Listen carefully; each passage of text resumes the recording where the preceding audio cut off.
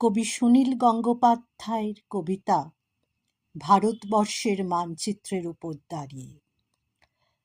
ভারতবর্ষের মানচিত্রের উপর দাঁড়িয়ে আমি পথ হারিয়ে ফেলেছিলাম।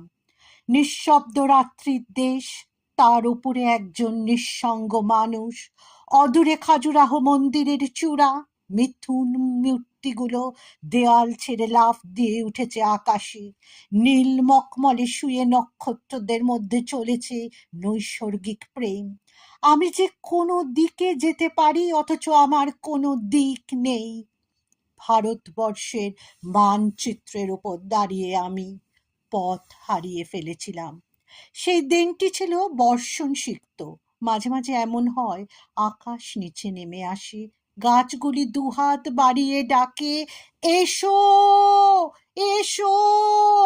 বোঝা যায় এখন এই পৃথিবী মানুষের জন্য নয়, বস্তু বিশ্বের মধ্যে চলেছে গভীর দেয়া নেয়া। বিদ্যুৎ শিখার মধ্যে রয়েছে গহন কোনো বাণী, রোমাঞ্চিত হয়ে উঠেছে পায়ের তলার মাটি।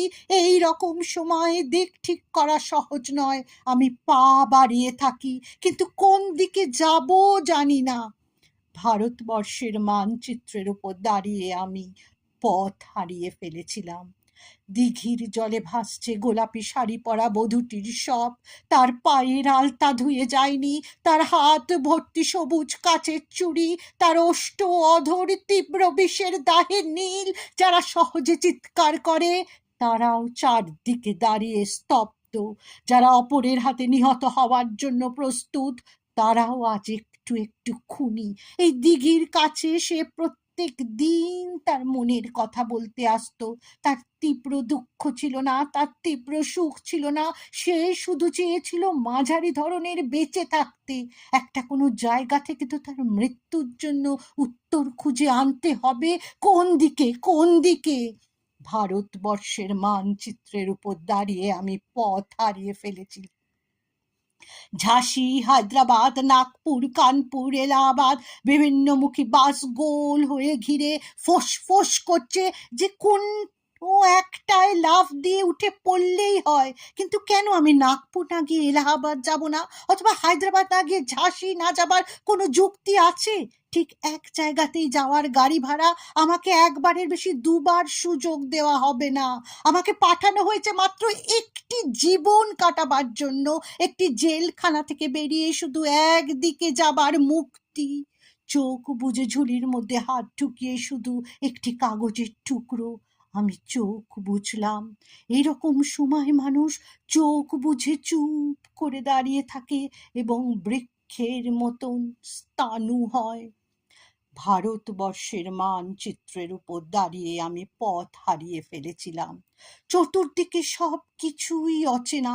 দুদিক দিয়ে মানুষ আসে যায়, কেউ থামে না, কেউ চোখের দিকে চোখ ফেলে না, কেউ আমার কথা বোঝে না।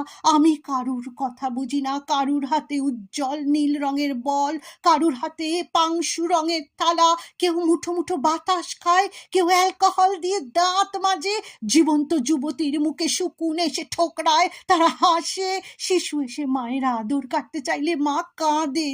পোশাকের দোকানে মানুষ ঝুলছে, অপর মানুষের কোনো পোশাক নেই। মাংসের দোকানে মানুষ ঝুলছে, অপর মানুষের কোনো মাংস নেই। এই ঘোর অচেনা রাজ্যে আমি একটু দাঁড়াবারও জায়গা পাই না। আমি কি এখানকার কেউ নয়? এ আমার দেশ, এ আমার দেশ বলে চিৎকার করে উঠি। কর্ণপাত করে না একজনও। এমনকি আমার দেশও কোনো উত্তর দেয় না।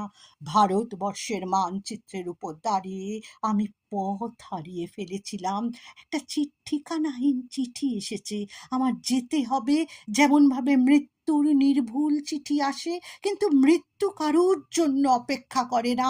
আমার জন্য একজন প্রতীক্ষায় বসে আছে। সে কোথায় জানি না। সে কি সমুদ্র কিনারে, কিংবা হিমালয়ের মর্ম ছায়ায়? সে কি বন্যায় ধুয়ে যাওয়া মাটির ওপর নতুন পলিতে দাঁড়িয়ে আছে? সে কি শুকনো জীব বার করে ক্লান্ত জঙ্গলের মধ্যে একাকী শয়ান? সে কি কোনো বিশাল প্ল্যাটফর্মের পাশের জটলার মধ্যে বসে আছে জানু পেতে? সে আমার ছেলেবেলার হারিয়ে যাওয়া সঙ্গী। সে আমার বড় বড় চোখ, বিস্ময়ের বিমূর্ত ছেলেবেলা। আমি মানচিত্রের গলিগুজির মধ্যে ছোটাছুটি করি। আমায় যেতে হবে, আমায় যেতে হবে। ভারতবর্ষের মানচিত্রের উপর দাঁড়িয়ে আমি পথ হারিয়ে ফেলেছি। সেই ধান ক্ষেতের জায়গায় এখন ধান ক্ষেত নেই, সেই নদীর ভিতরে নেই নদী, নগর উড়ে গেছে শূন্যে, যেখানে সব ছাদ খোলা মানুষ, সেই একই মানুষের মধ্যে অন্য মানুষ, রক্ত ছড়ানো গোধূলি আকাশের নিচে। এক অলীক দেশ। একদিন যারা অনুসরণকারী ছিল, আজ তারাই পলাতক। মহাকুর্মের পিঠে এক অন্ধ লিখে যাচ্ছে ইতিহাস। এক জননী তার প্রতিটি সন্তানের জন্য একটি করে মুরগির ডিমও প্রসব করতে পারেনি। এই তার ক্ষেত। যেখানে স্থাপত্য ছিল সেখানে আজ সুড়ঙ্গ, যেখানেই যাই সেখানেই শুনি এখানে নয়, এখানে নয়। অথচ কোথাও তো হৃদয় থাকবে, এবং তার মধ্যে ভালোবাসা। বিজন নদীর ধার দিয়ে আমি হেঁটে চলেছি উৎস কিংবা মোহনার দিকে। আমাকে যেতে হবে, আমাকে যেতে হবে।